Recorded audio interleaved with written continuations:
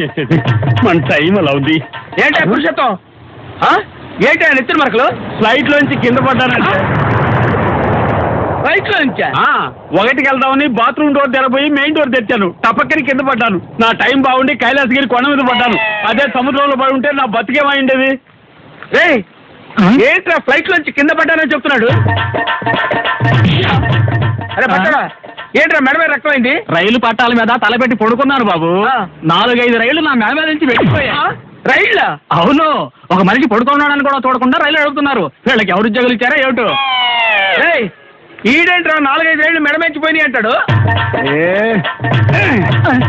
అక్కడ ఒకరు మనవైపు వస్తున్నాడా? వాడే చెప్తాడు, చూద్దాం. నాకు ఆశ్చర్యంగానే ఉంది. ఒక ఎదుగా బెరగరు. ఏంటన్నా? ఏం లేదు, ఏదో అడగబోయారు. ఏమి లేదు లేవయ్యా. లేదన్నా, షర్ట్కి ఎందుకు బురదైందని కదా అడగబోయారు. ఏం లేదన్నా, అలిసిపోయి రోడ్డు మీద అలాగే పడుకుండిపోయాను. ఒక బుల్డేజర్ అమాంతంగా వెళ్ళిపోయిందన్నా. ఇంకా నయం, వీలుకున్న బురద అంటుకోవడంతో తప్పించుకున్నాను.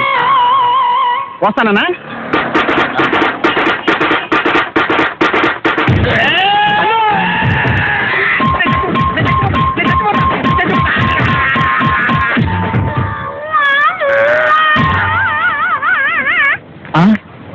ఏంటన్నా ఇది? టమాటా చట్నీ మొహాన్ని రాసుకున్నారు ఏంట్రా? టమాటా చట్నీ మొహాన్ని రాసుకున్నారు ఏంటని అడిగాను. దీన్ని మీ ఊళ్ళో టమాటో చట్నీ అంటారా? ఏంటన్నా చూస్తే తెలియదు, ఎర్రగా ఉంది కదా. ఎర్రగా ఉంటే టమాటో చట్నీయా? అయ్యో రక్తం, నాకైతే టమాటో చట్నీ.